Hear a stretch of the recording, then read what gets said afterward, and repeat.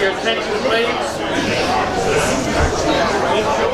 Could I have your attention, please? Could I have your attention, please? We are gathered here to pay a lasting tribute to our departed comrade. When the call of our country was heard, Comrade Miller answered. Self was forgotten in the cause of the greater good. As a brave man, he marched away with abiding faith in his God, his country, and his flag. The red of our country's flag was made redder by his heroism, the white more stainlessly pure by the motives which impelled him, and in the starry field of our nation's banner, the blue has been glorified by the service he has given for American ideals. We will now have a welcome from the Honorable David Crozier, Vice Mayor of the City of Covington. On behalf of the City of Covington, I can't say enough how pleased I am, how pleased Council is that we could be a part of this dedication today. I want to thank Dr. Linkenhoker for being the driving force behind doing this, and even though it was 50 years in the making, it's one of the most justified things we've ever done on City Council. Thank you very much.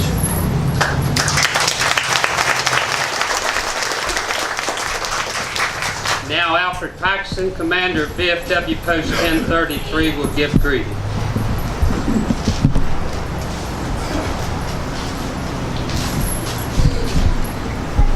I bring you greetings from the Curtis A. Smith, 116th Infantry, VFW Post 1033. It is our distinct honor and privilege to participate in this ceremony. I would invite you now to stand and join me in the Pledge of Allegiance of the United States of America. Then arm. I pledge allegiance to the flag of the United States of America and to the republic for which it stands, one nation, under God, indivisible, with liberty and justice for all.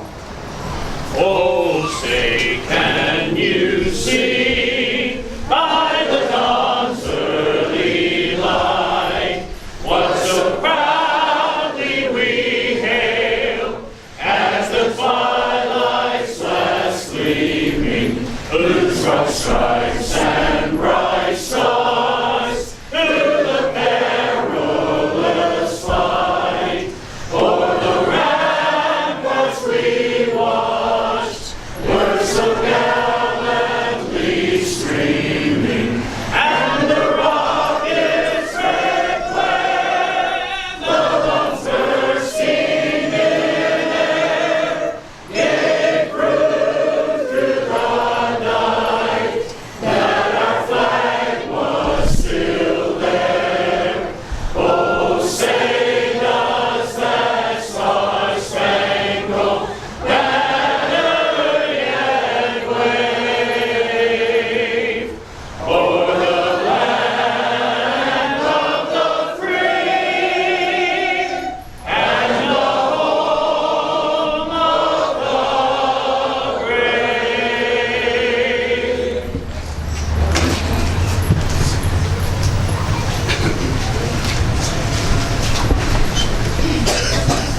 I want to take a moment to recognize some of the family members who are here with us today and know that they came a good distance to be here. First and foremost, his brother Michael is here. Michael lives in California and teaches art in Los Angeles, is retired from the city of Los Angeles. Michael, we're very pleased to have you here. We also have his Aunt Shirley Miller Graham, her husband Bob. We're very pleased to have you, Shirley. Thank you. I've got Juanita and Jim Crawford, Joanne Knoll, Greg Fry, Gene Fry, Doug and Jennifer Unroe, Patrick, That's Lieutenant Commander Patrick Levacy and wife Haley and children Jackson and Sadie, Pauline Nick, David Chestnut, Pat Martin, here with Joe. She brought Joe along for some reason. Jim Guff is here, and if I missed anybody. And Anita. Anita Rice. Thank you, Anita. We're glad that you're here and could participate in this occasion. I now invite Senator Cree Deeds to the podium, who will give greetings to us. Thanks so much. It's an honor to be here. You know, we've got so many blessings. We live in the prettiest place in the world. We've got so much natural beauty surrounding us. Memorial Day is traditionally, this weekend is the weekend when summer begins. School's out or nearly out. People are headed to the beach or headed to backyard barbecues. But it's appropriate that this day we set aside a little bit of time to remember those people who went away to war and didn't come home. It's appropriate on Memorial Day that we have fun and we enjoy our families, we enjoy our friends, but we also give thanks and pay respect to people that can't be here with us. People that a lot of people go to war, but they don't all come home. And it's very appropriate that this bridge bear the name of the Medal of Honor winner from the Allegheny Highlands. And congratulate you on that. I wish you well. I hope you have a nice day. Thanks so much.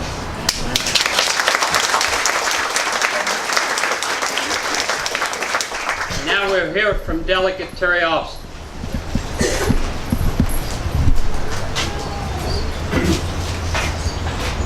Good evening, ladies and gentlemen.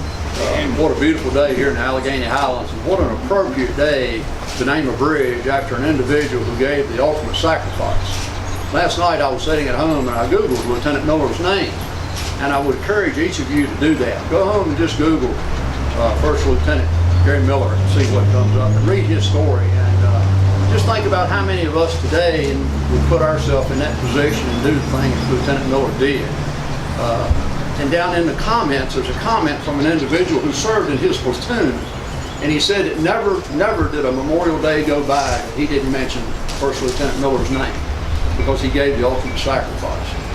So I would ask you also today, at some point in time, take a minute, bow your head, and just say a little prayer for the men and women in our military.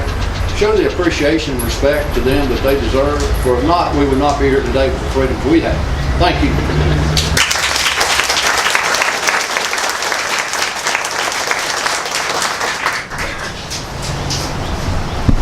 Gary was a graduate of Covington High School, the class of 1965.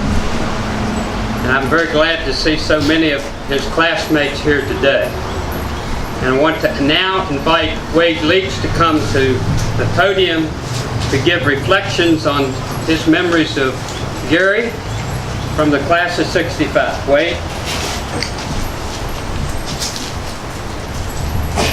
Thanks, Bob. Gary grew up on Rockwood Street with his family. He was a very likable guy. If you knew him, you couldn't have a better friend. He went to Rivermont School his first 6 years of school, and then he went on down to Jeter for his 7th and 8th grade years.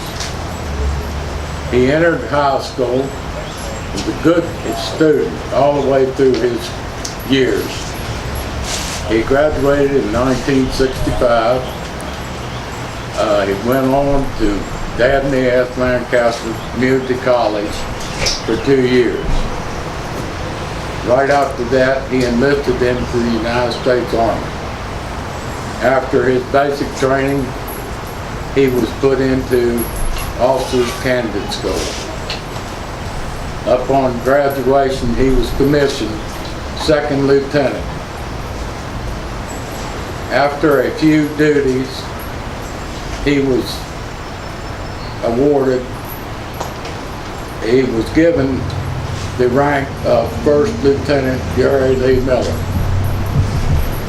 That fall, Gary Miller came into Covington for his leave, and I happened to be there. He was at Buddy's and Sonny's, which back then everybody knew about Buddy's and Sonny's. That's where we all gathered. And I happened to see Gary, and he called me over.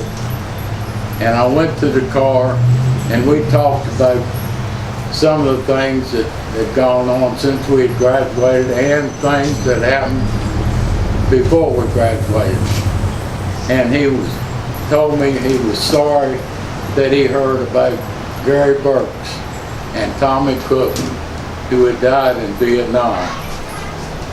And he said one reason why that he went to the Army, he wanted to make a difference. He wanted to help people as much as he could. So we talked some more, and he asked me a few things about Vietnam, what to expect. And I told him the first big thing was the weather. I said they had two seasons, a hot and dry and a hot and wet season. And when it was hot, it was 120. And we talked some more about different things. And he told me that he had to go back to base the next day. So it was getting late. So I wished him well, and I told him that I would see him when he got back from Vietnam. January the 4th, 1969, he was deployed to Vietnam. 6 weeks later, he was in an ambush, and during the firefight, an enemy grenade was thrown in the midst of his men. He immediately dove on the hand grenade. By his actions, he saved his men certain serious wounds or possibly death. He is remembered for saving these people's lives, and he wanted to make a difference. And First Lieutenant Gary Lee Miller made a big difference. Thank you.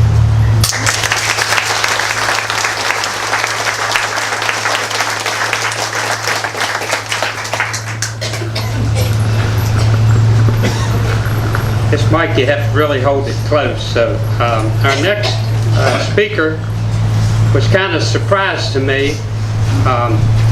Lieutenant Colonel retired Jess Lockhart completed 23 years of service with the Army and the Army Reserves. He was in National Guard some. He's a native of Alabama, but he now lives in the Richmond area with his wife Tita. And he's here today because of Gary Miller. And he was with Gary on the night of his death. And I'm going to introduce to you Jess Lockhart, who's going to share a few thoughts with us.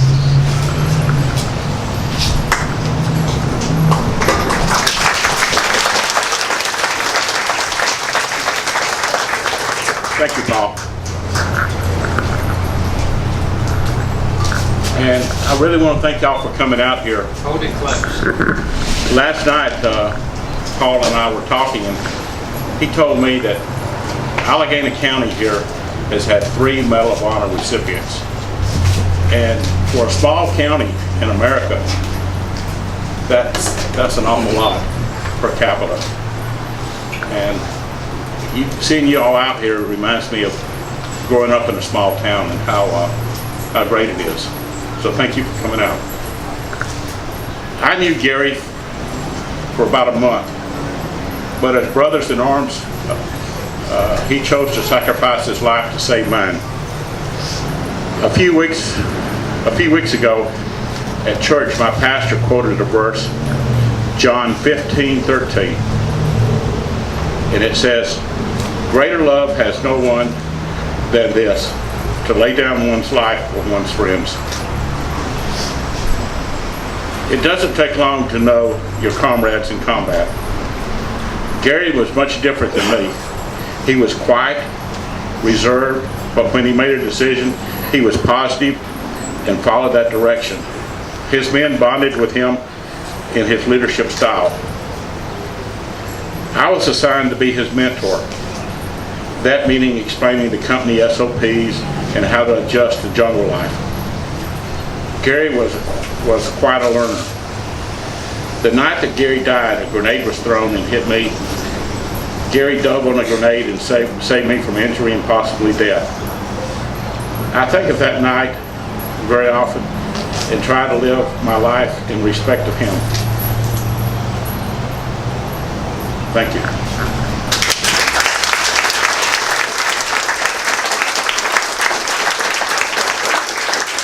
Thank you, Jess.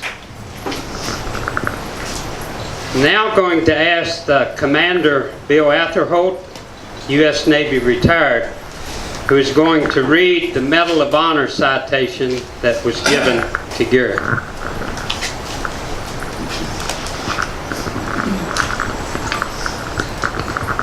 First Lieutenant Gary Miller's official Congressional Medal of Honor citation reads as follows. For conspicuous, intrepidity, and gallantry in action at the risk of his life above and beyond the call of duty. First Lieutenant Miller, Infantry Company A, was serving as a platoon leader at night when his company ambushed a hostile force infiltrating from Cambodian sanctuaries. After contact with the enemy was broken, First Lieutenant Miller led a reconnaissance patrol from their prepared positions through the early evening darkness and dense tropical growth to search the area for enemy casualties. As the group advanced, they were suddenly attacked. First Lieutenant Miller was seriously wounded. However, the group fought back with a telling effect on the hostile force. An enemy grenade was thrown into the midst of the friendly patrol group, and all took cover except First Lieutenant Miller, who in the dim light located the grenade and threw himself upon it, absorbing the force of the explosion with his body. His action saved nearby members of his patrol from almost certain serious injury. The extraordinary courage and selfishness displayed by this officer were an inspiration to his comrades and are in the highest traditions of the United States Army. Thank you.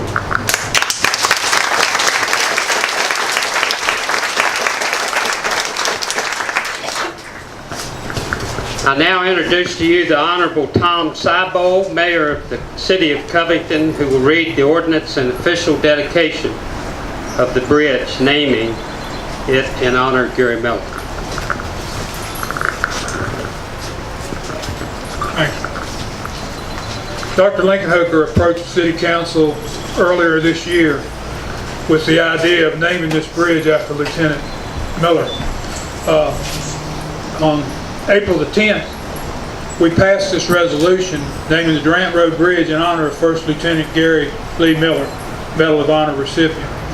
And it reads, whereas First Lieutenant Gary Lee Miller, born in Covington, Virginia on March 19, 1947, and was a graduate of Covington High School, class of 1965.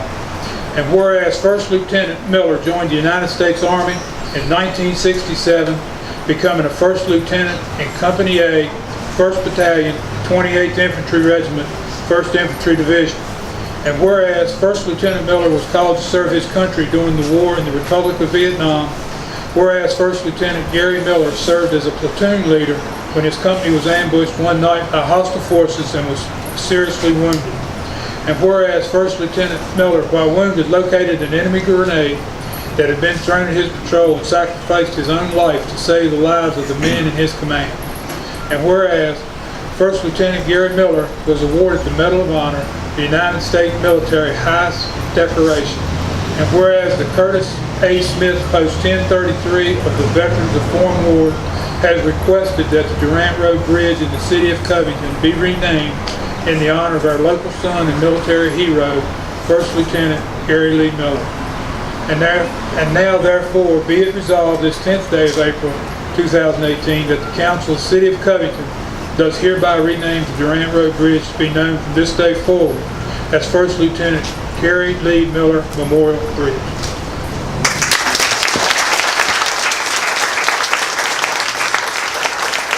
And now on the opposite side of the road, Comrades Dressler and Andrews will unclip the covering on the signs designating the bridge.